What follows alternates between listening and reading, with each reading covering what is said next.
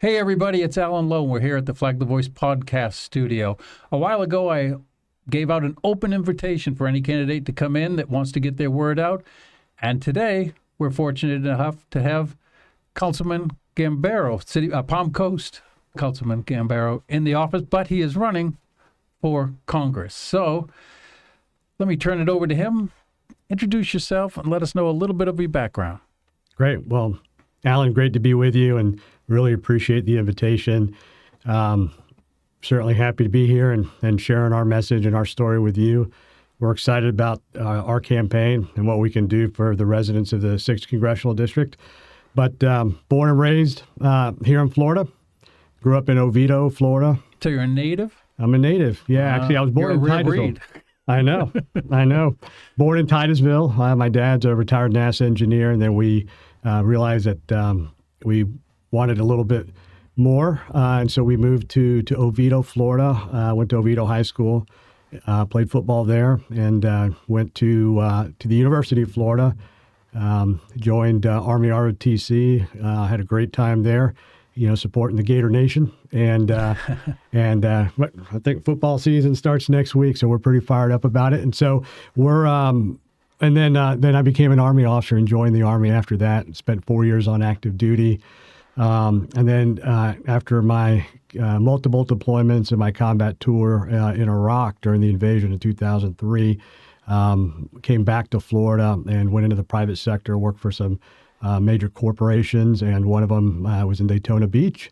And I was out and about one day with one of our customers. We came across the city of Palm Coast, and my family and I fell in love with it.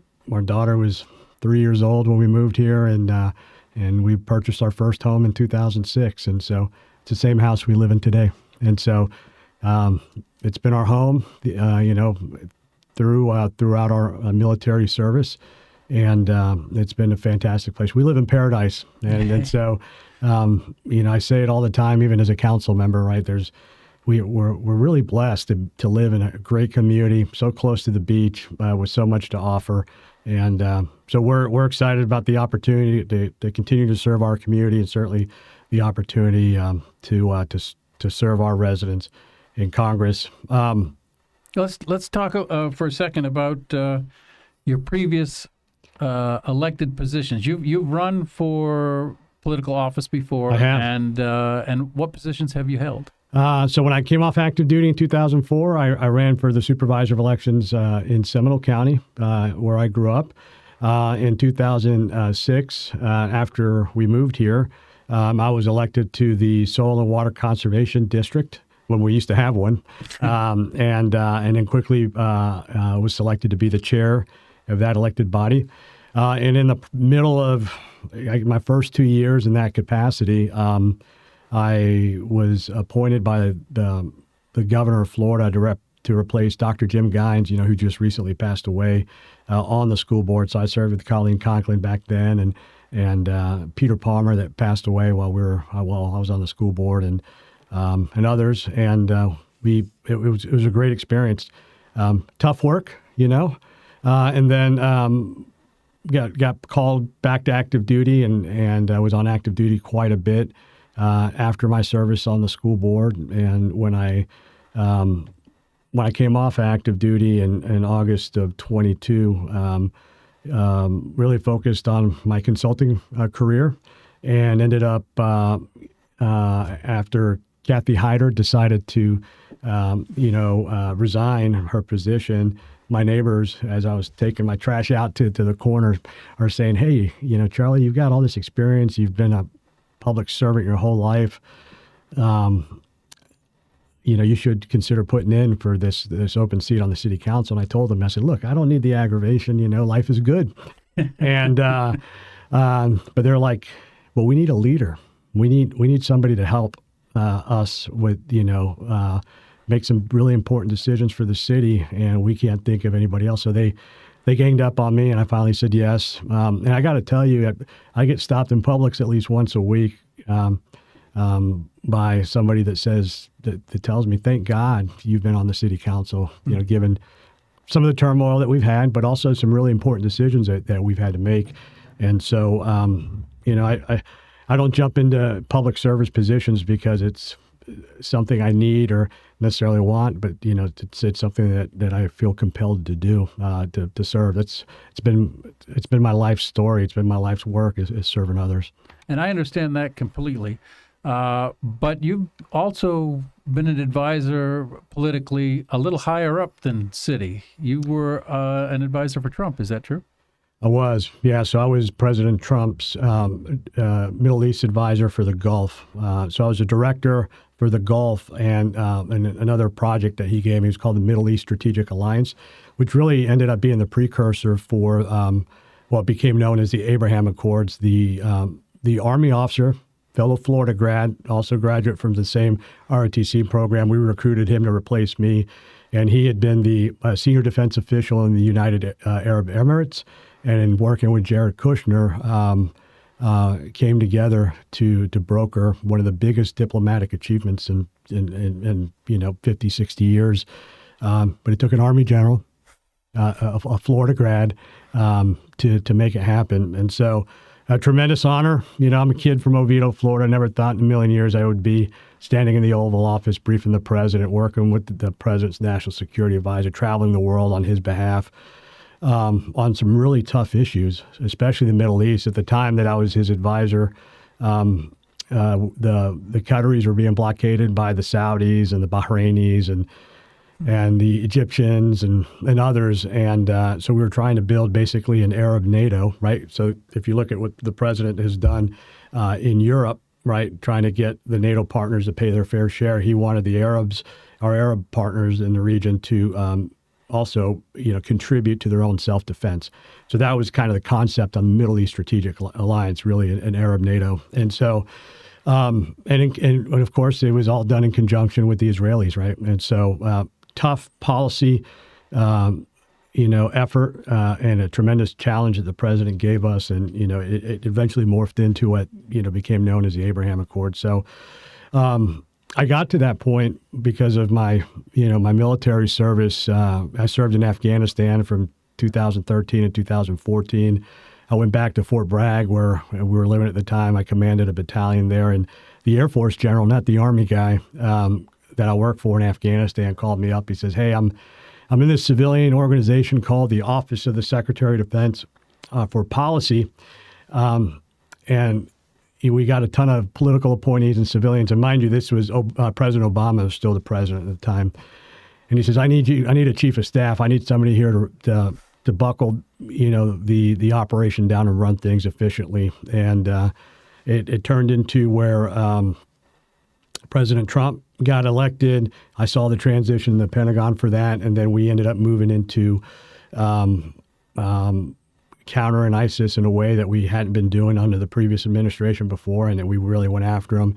And in that process, I found myself briefing Secretary Jim Mattis, General Mattis, and him and I had been in some of the same, operations in Iraq at the same time. He recognized me and brought me in closer, and we started working on different policy priorities that he had because he was a U.S. CENTCOM commander out of MacDill Air Force Base, the whole Middle East region, and real expert. And he wanted, I guess, somebody he could trust, and he reached out to me. I was a brand new colonel, and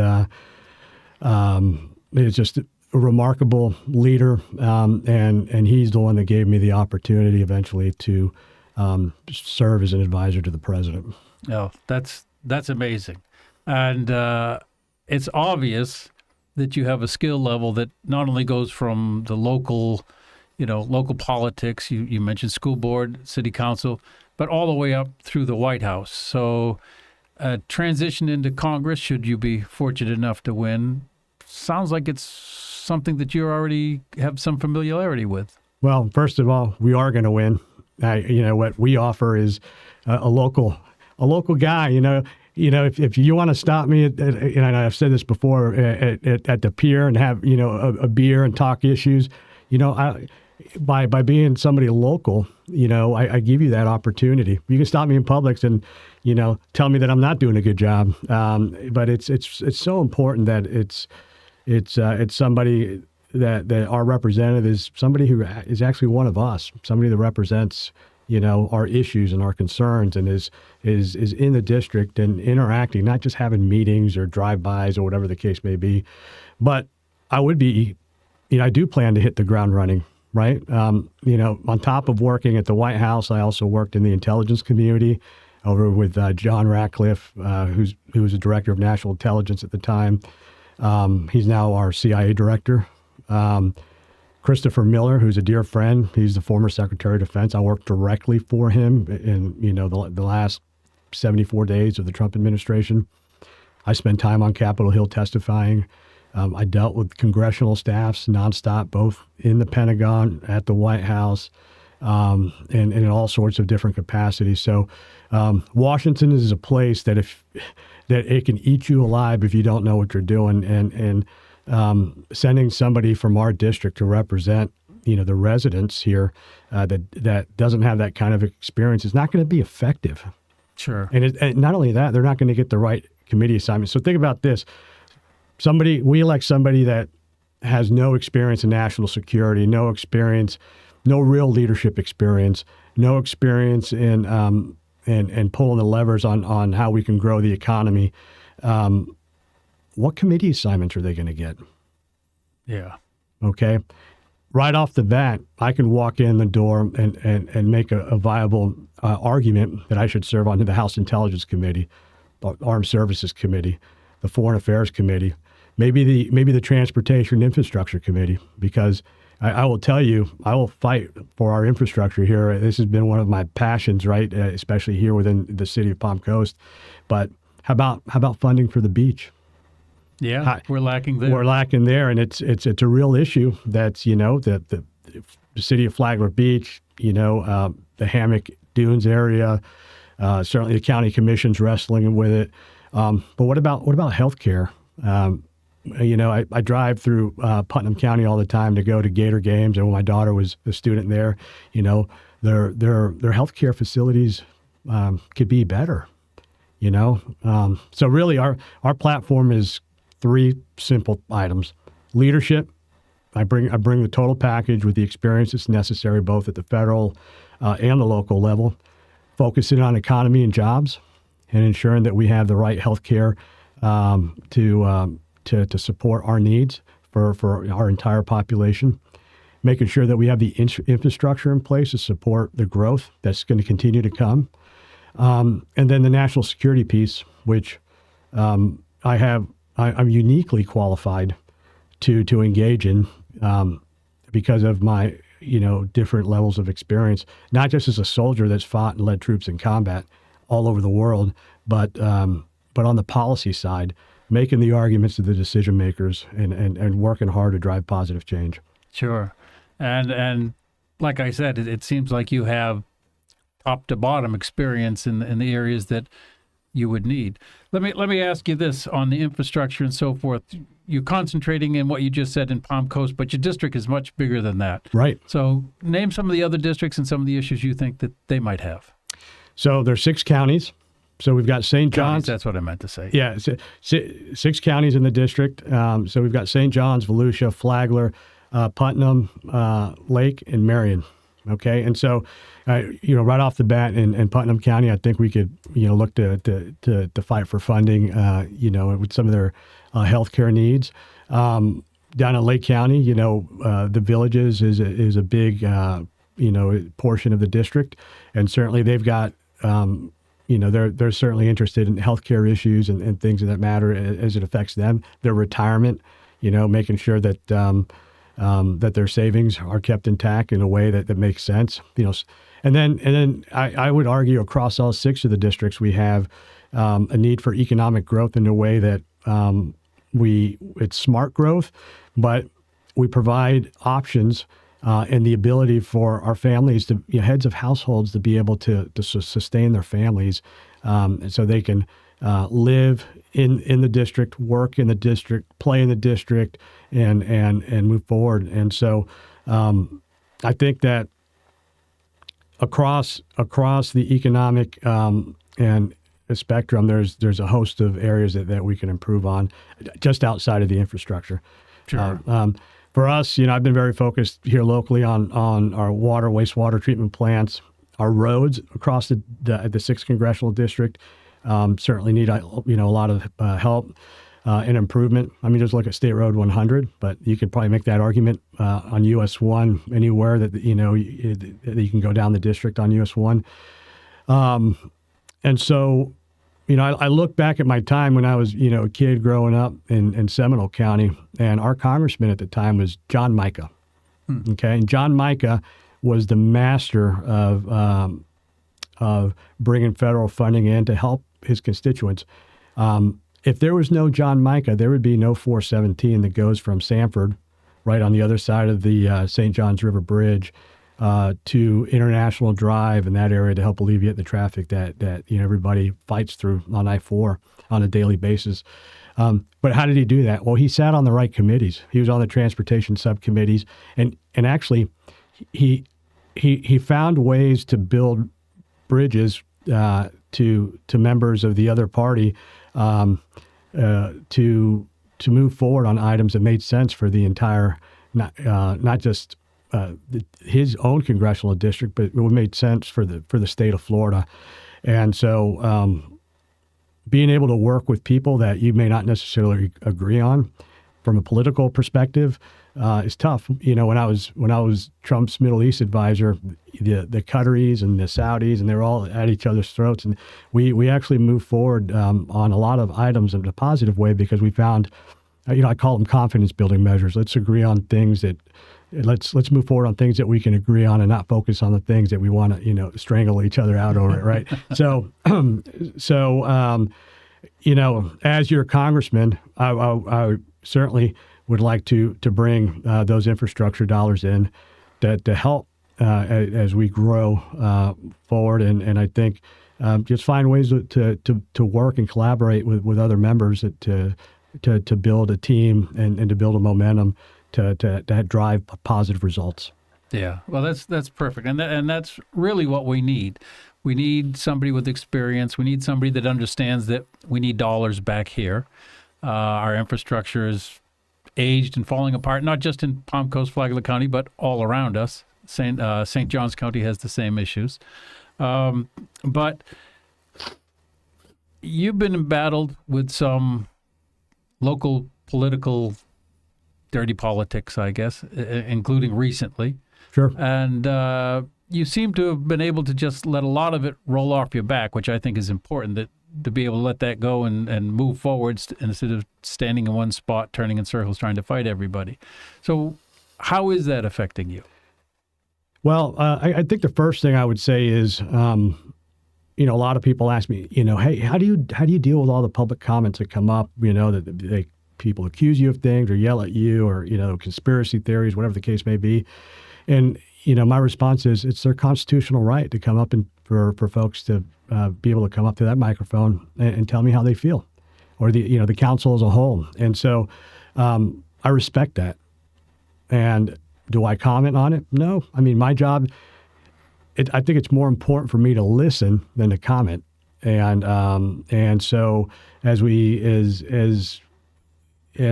work through issues with public input, I think that's extremely important. I take a lot of notes. I don't have to say things all the time in order to be impactful or to make a difference. As far as the controversies, I think I take them, in due stride. I process what's going on, and but leadership is so critically important in any public office. Accountability is important. Transparency is important. And I think a lot of where some of the controversy may have blown up is when I held our mayor accountable for some of the actions that, not just me, but that the rest of the council thought was a charter violation, was abuse of his authority and what he thought, was right when it wasn't, and he continued to do it after being advised multiple times, not only by the city staff but also our attorneys and things of that nature. So the world that I come from, it sometimes it's commanders, for example, would get held accountable, sometimes removed from command because they failed to take action on something that they saw or heard about and didn't investigate or whatever the case may be.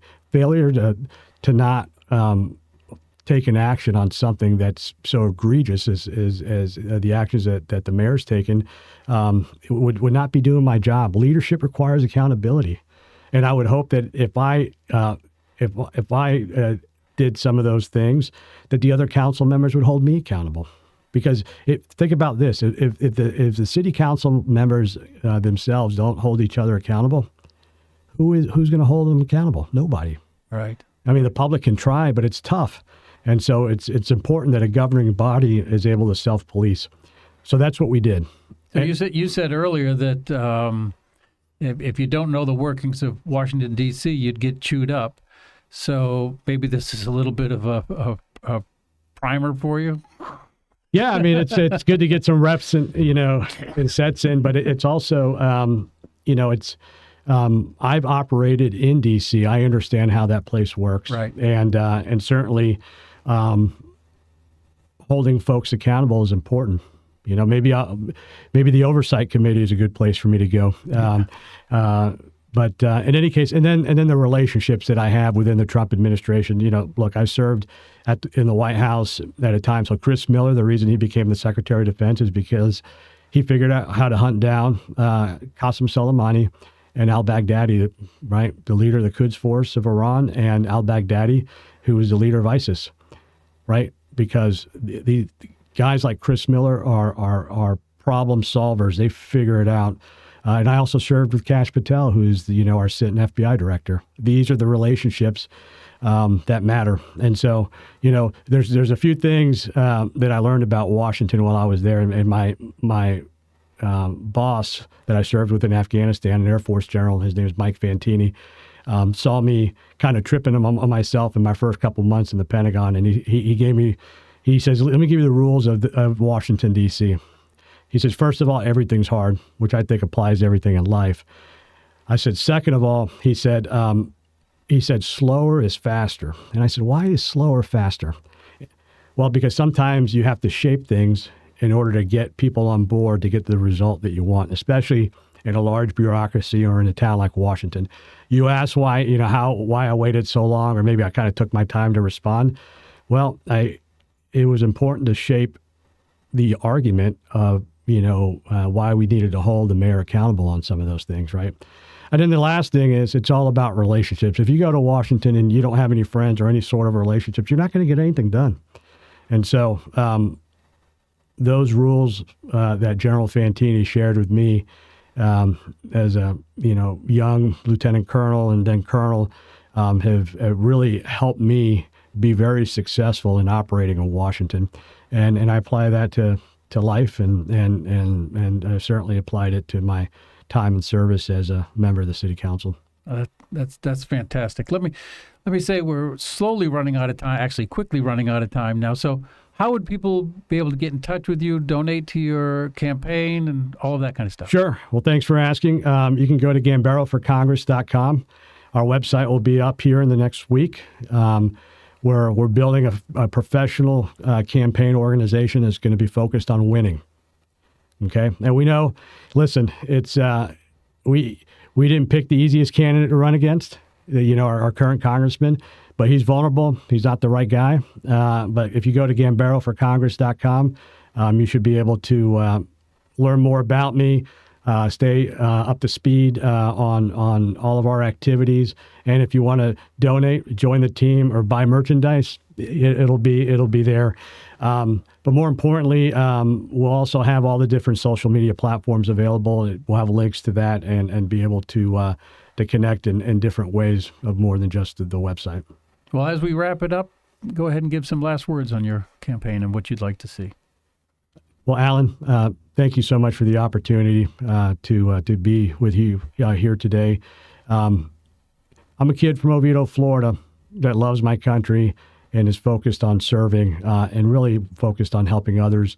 I bring the experience that's required, the serious experience that's required to make a difference for our community. Multiple positions at different levels, all the way up to some of the highest levels of government in our community. And I ask voters to think about that. I'm a team builder, and I'm not somebody that's a one-trick pony that's just had one position at the local level and thinks they can jump to the national level. I'm somebody that's over time has built the right relationships and have the right experience.